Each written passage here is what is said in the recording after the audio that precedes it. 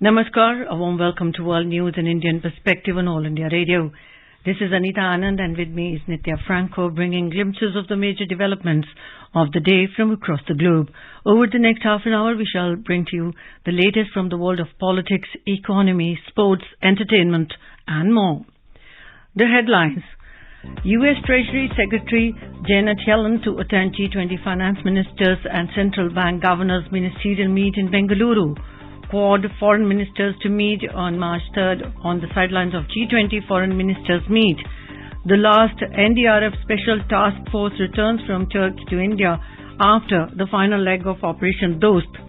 Bangladesh to procure 300 double-decker AC buses from India. Indian Prime Minister Narendra Modi welcomes African cheetahs in Kuno, says it will give a boost to India's wildlife ecosystem. Antarctica's ice sheet coverage reduces to a record low, warmer temperatures in coming times on the cards. Rescue efforts continue in the aftermath of subtropical storm Gabrielle. And in cricket, India wins second test match against Australia by 6 wickets.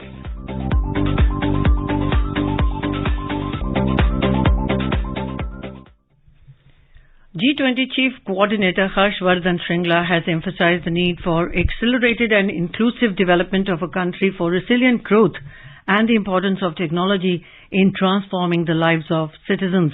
Mr. Shringla was addressing the valedictory session of the 1-week capacity building program for the civil servants of Maldives and 2 weeks program for officers of Jammu and Kashmir, which concluded in New Delhi. These are flagship programs of the National Centre for Good Governance. Mr. Shringla called for creating a conceptual framework to meet the needs and expectations of people and work for the holistic development in the region and countries. The last team of National Disaster Response Force NDRF has returned to India after completing the rescue operation in earthquake-hit Turkey under Operation Dost. External Affairs Ministry spokesperson Anandam Bagchi in a tweet said that 3 teams of NDRF personnel and dog squads extended assistance to earthquake-affected Turkey. The teams carried out search, rescue and relief operations including life detection in 35 work sites of Nardui and Antakya of Turkey. External Affairs Minister Dr. S. Jaishankar has emphasized the need for vigilance against radical activities targeting the Indian community in Australia.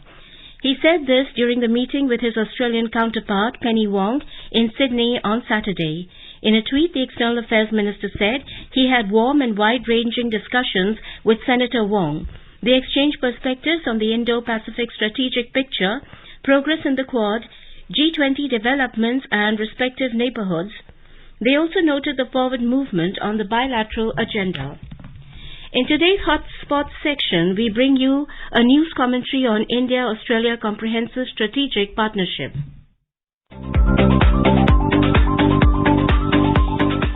The India-Australia bilateral relationship is underpinned by shared values of pluralistic Commonwealth traditions, expanding economic engagement and increasing high-level interaction. External Affairs Minister S. Jaishankar recently called on Australian Prime Minister Anthony Albanese at the latter's official residence in Sydney and apprised him of the recent developments related to the strategic partnership between the two countries. The Foreign Minister says that the discussions reflected the full spirit of our strategic partnership. The meeting comes ahead of the Australian PM's scheduled trip to India next month as the two countries seek to finalize a trade deal following the interim agreement signed in April 2022. The interim agreement is expected to benefit several sectors in India, including textiles, leather, furniture, jewelry and machinery, even as it lifts tariffs on more than 85% of Australian goods exports to India. It comes at a critical time as both India and Australia are reassessing their trade policies. India is trying to establish its credentials as a country ready to do business with trusted partners and is busy finalizing a number of early harvest pacts.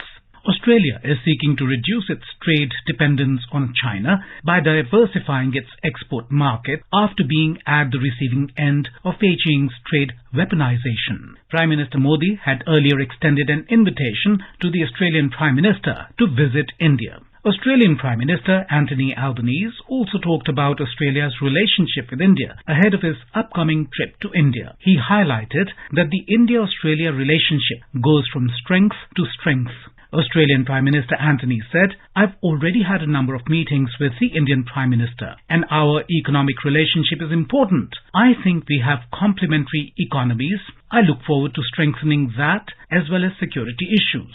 I, of course, am looking forward to being in India in just a few weeks' time now for the bilateral visit, and I thank Prime Minister Modi for the invitation."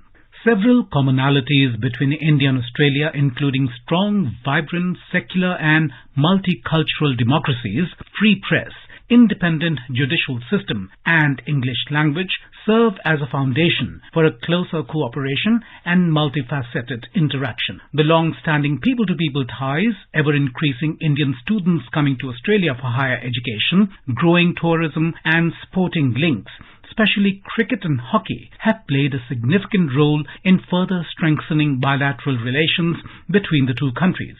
In recent years, India-Australia relationship has charted a whole new trajectory of transformational growth. Bilateral cooperation has seen exponential growth in existing frameworks of cooperation and further expanded across a wide spectrum of new areas, opening up new possibilities both at bilateral as well as global level. With greater convergence of views on various international issues such as international terrorism and shared approach to rules-based order in the Indo-Pacific region, the two great democracies of the region have expanded their bilateral relationship into global partnerships in plurilateral formats, including the Quad. Australia and India upgraded bilateral relationship from Strategic Partnership in 2009 to Comprehensive Strategic Partnership CSP in 2020. Over the years, an array of institutional mechanisms has been put in place to promote bilateral cooperation. Bilateral mechanisms including high-level visits, annual meetings of prime ministers, foreign ministers, framework dialogue, 2+2 defence, Joint Trade and Commerce Ministerial Commission, Defence Policy Talks, Australia-India Education Council, Energy Dialogue, Joint Working Groups meeting on different issues. Last year, after 10 long years of negotiations, India and Australia finally signed the India-Australia Economic Cooperation and Trade Agreement in a virtual ceremony attended by Prime Minister Narendra Modi and his Australian counterpart Scott Morrison. Prime Minister Modi rightly described it as a watershed moment for our, that is, India-Australia bilateral relations, underlining that consensus on such an important agreement in such a short period of time shows the mutual trust between the two countries. Geopolitics is driving the trade and technology agenda, and it is this geopolitical convergence in the Indo-Pacific that is also driving the present upward trajectory in the India-Australia relations. The Indo-Pacific maritime geography is the fulcrum around which New Delhi and Canberra are mapping their strategic priorities. Despite the differences over the Ukraine crisis, India and Australia remain committed to maintaining an upward trajectory in their relationship. India-Australia relations have evolved rapidly over the past few years, with the two nations also signing the Mutual Logistics Sharing Agreement, allowing them to use each other's military bases for logistics support, improving military partnership. This is symbolic of their commitment to strengthen their engagement in the Indo-Pacific for the promotion of an open, free, rules-based Indo-Pacific region supported by inclusive global and regional institutions.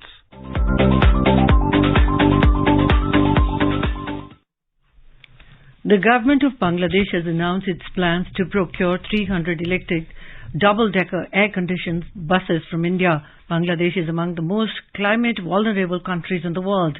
Our Dhaka correspondent reports the country has been taking several steps to reduce carbon emission and protect the environment in line with its national goals and international commitments. Bangladesh today announced plans for procurement of electric buses from India. Bangladesh Road Transport and Bridges Minister Obaidul Qadir, in a meeting with India's Deputy High Commissioner in Bangladesh, Dr. Binay George, announced that Bangladesh will procure 300 double-decker electric AC buses from India. The minister also requested India initially deliver 100 electric buses within this year for Dhaka and Chattogram cities. The government of Bangladesh is working on the policy for electric motor vehicle registration and operation. It is expected to be sent for cabinet approval this month. Rajesh Jha for AIR News, Dhaka. Prime Minister Narendra Modi on Sunday said Comprehensive Economic Partnership Agreement CEPA with UAE has given a boost to Indian entrepreneurs and has also deepened ties with UAE. He said this while quoting Commerce and Industry Minister Piyush Goyal's tweet, India-UAE CEPA recently completed 1 year. Mr. Goyal shared a tweet about a joint article written by him and UAE Minister of State for Foreign Trade, Sani Al-Zaoudi. The Union Minister goes on to say that the article highlights how the CEPA deal is a turning point in economic ties and a model for cross-border collaboration between India and the UAE. The Prime Minister on Sunday welcomed the new batch of 12 cheetahs at Kuno National Park in Madhya Pradesh. Quoting a tweet by Environment Minister Bhupendra Yadav, the Prime Minister said that the country's wildlife diversity has received a boost with this development. 12 cheetahs from South Africa were released into the park by Union Ministers Bhupendra Yadav and Narendra Singh Tomar and MP Chief Minister Shivraj Singh Chauhan on Saturday. The cheetahs are being brought to India as part of the Cheetah Reintroduction Project. Now let's take a look at the G20 Roundup the past week. G20 India 2023. One Earth, one family, one future.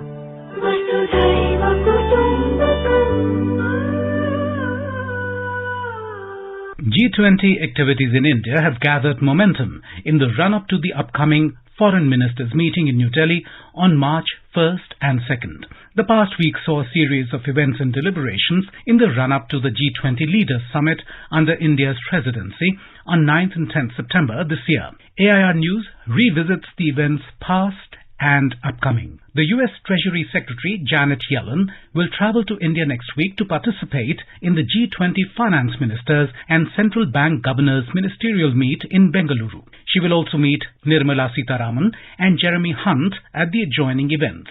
She has a pre-planned itinerary where, according to US Treasury Department, she will hold a press conference on the 23rd of February and highlight the key priorities for the Treasury during the G20. On the 24th of February, she will participate in G20 sessions on international financial architecture and financial sector and financial inclusion. On the 25th of February, she would convene a round table of both Indian and US executives on deepening economic ties and bolstering digital public infrastructure. On the same day, she will participate in another G20 session on global economics, health and international tax.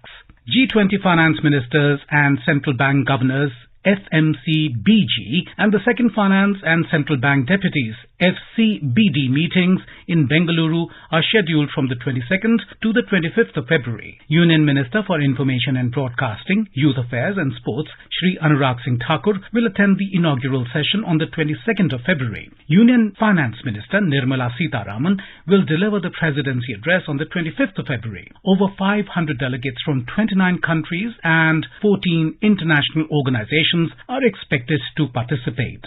The next big-ticket event will be the first Foreign Ministers meeting of G20 member nations and the guest countries in New Delhi on March 1st and 2nd. This is being seen as one of the most high-profile events in the wake of the current geopolitical scenario. They will deliberate on ways to deal with pressing global challenges. On the sidelines of the G20 Foreign Ministers meet, another gathering of Quad countries' foreign ministers is also planned on the 3rd of March. Indian Foreign Minister Dr. S. Jaishankar will have a breakfast meeting with his Australian, Japanese and US counterparts. The three foreign ministers will participate in the G20 meeting on the 1st and 2nd of March and then the Raisina dialogue as well. The Quad is a group with strong commitment towards a free, open, resilient and inclusive Indo-Pacific. The first G20 Culture Working Group meeting will be held in Khajuraho in Madhya Pradesh from the 22nd to the 25th of February. The meeting will harness the potential of existing and emerging technology to promote and facilitate access to cultural goods and services. The Culture Working Group will hold 4 meetings on different themes. On the sidelines of the meeting, Khajuraho Exhibition and Dance Festival will also be organized. The past week saw the first meeting of G20 Digital Economy Working Group DEWG in Lucknow during 13th to 15th February. The meeting showcased India's digital transformation journey. It provided a platform to the G20 members, key knowledge partners and guest countries to discuss the 3 key priority areas: digital public infrastructure, cybersecurity and digital skilling. Indore was the venue for the first meeting of the G20 Agriculture Working Group meeting during February 13 to 15. 86 delegates from around 30 countries participated in the event. The G20 members underlined the need to increase climate finance to help farmers take up adaptation measures. The G20 nations shared their experience on the impact of climate change in agriculture. The delegates deliberated on 4 key priority areas: food security and nutrition, sustainable agriculture with a climate-smart approach, inclusive agriculture value chain and food supply system, and digitization of agriculture transformation. A unique feature this week was that the first event of the B20 in Manipur took place in Imphal on February the 17th. It was the B20 conference of the delegates from G20 countries and guest countries. Delegates from 23 nations consisting of 26 overseas business delegates and 24 diplomats participated in the conference. Interaction on medical tourism, ICT, economic growth and other sectors were discussed during the conference. The second such business conference will be held in Aizawl in Mizoram from March the 1st to the 3rd. It will be followed by a conference in Sikkim's capital Gangtok from March the 15th to 17th. The 4th conference will be in Kohima in Nagaland from April the 4th to 6th. G20 India 2023. One Earth, one family, one future.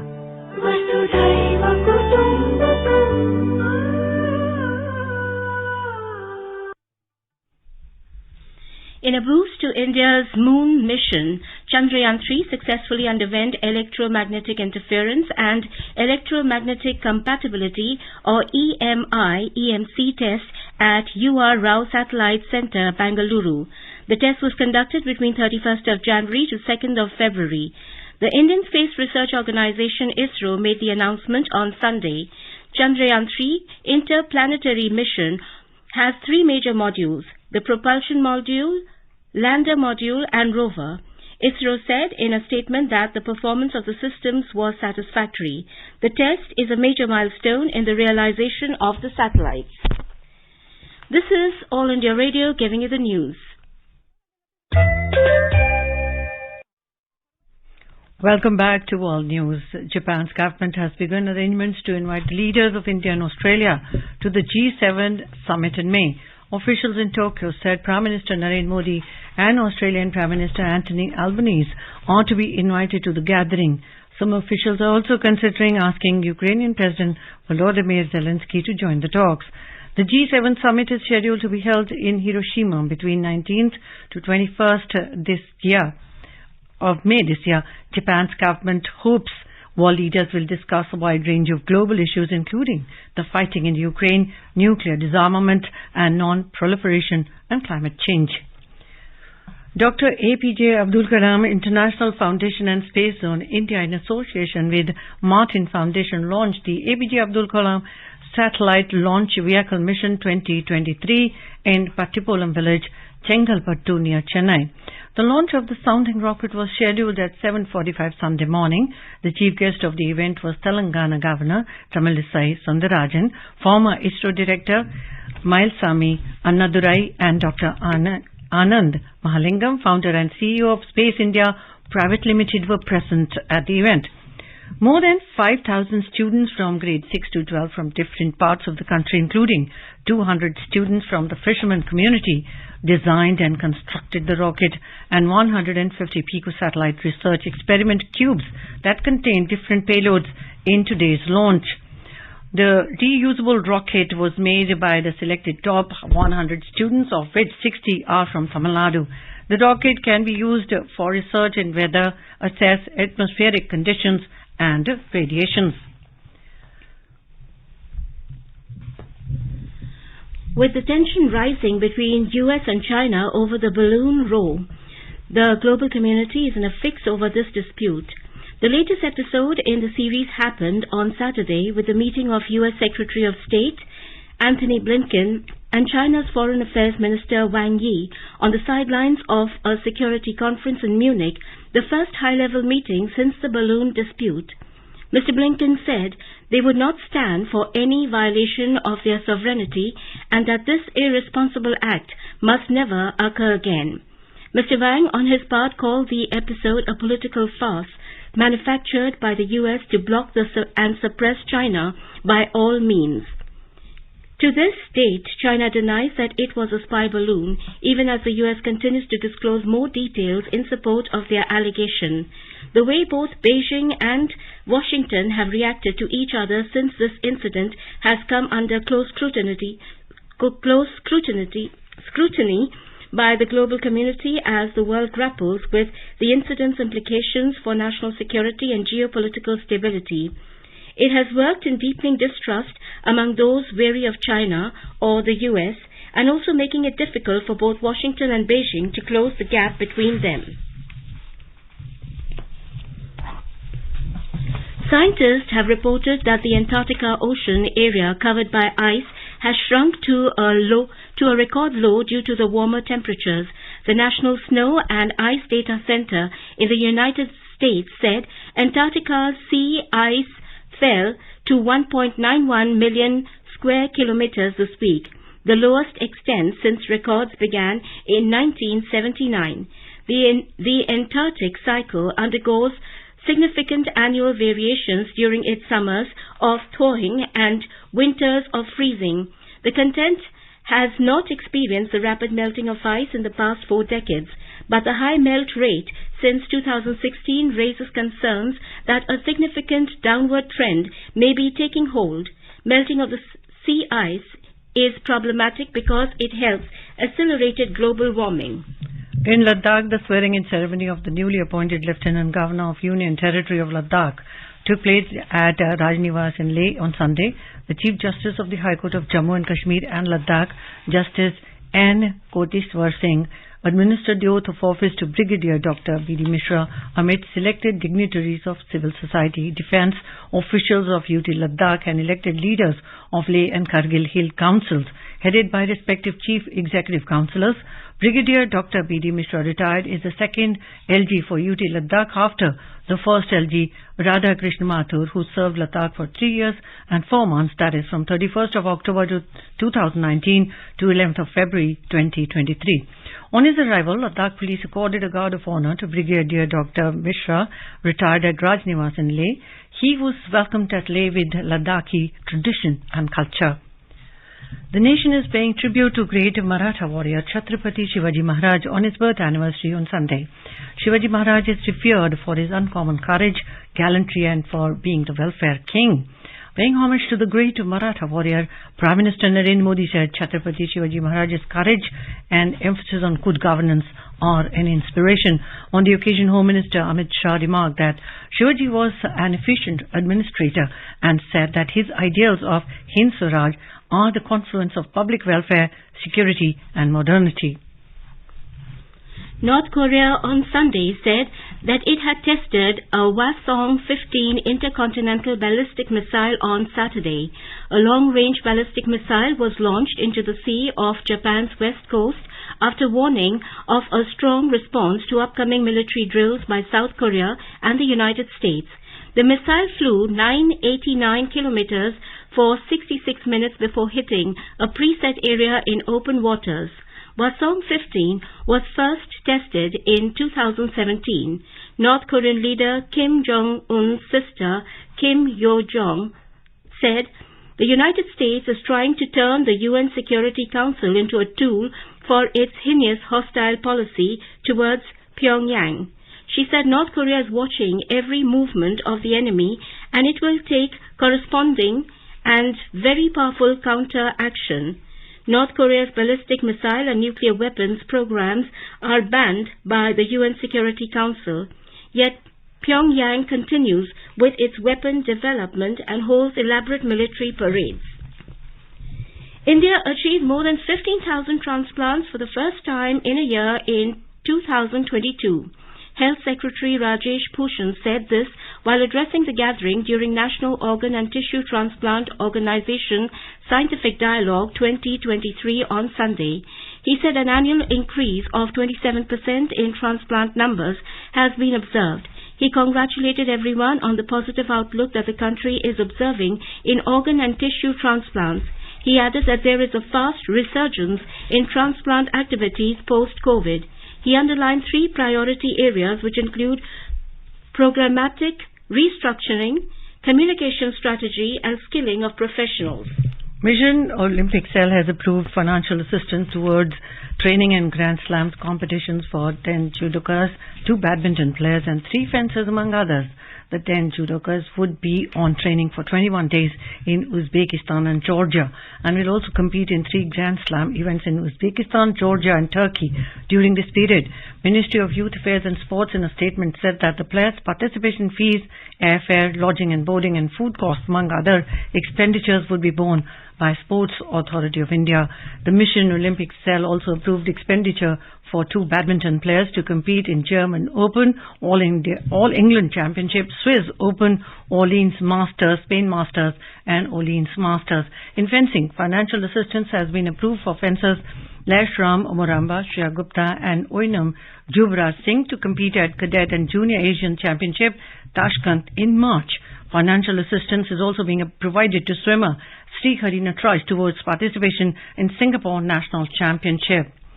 In cricket, India have retained the Border Gavaskar Trophy for 4th straight time against Australia as the hosts have now taken an unbeatable 2-0 lead in the 4-match series. If a series is drawn, the country holding the trophy retains it.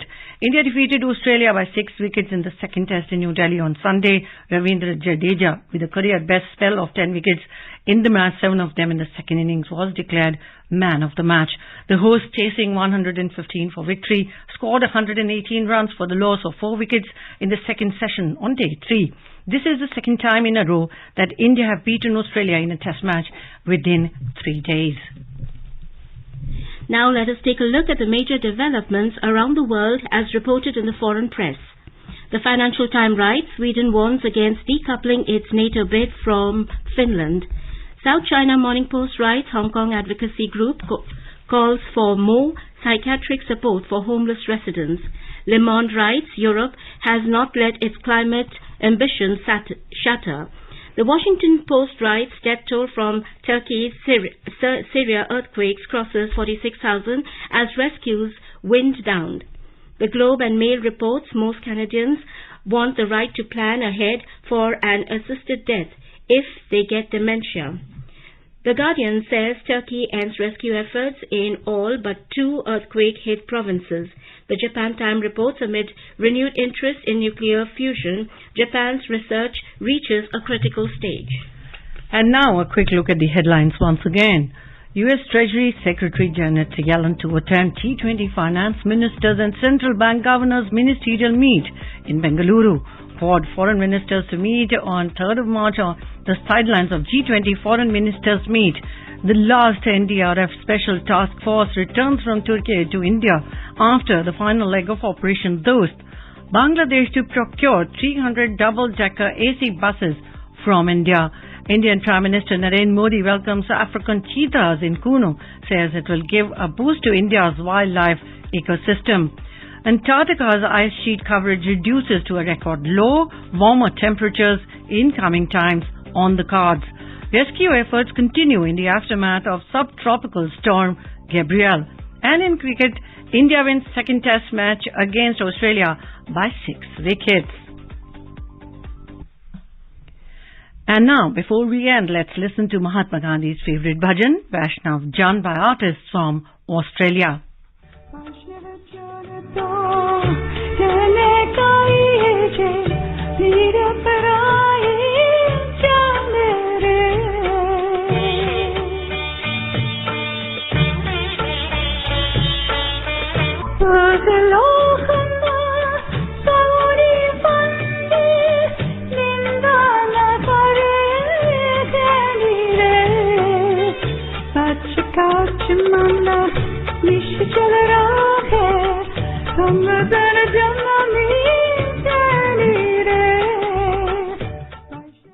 And with that, we end this bulletin. We'll be back at the same time tomorrow with the next edition of World News.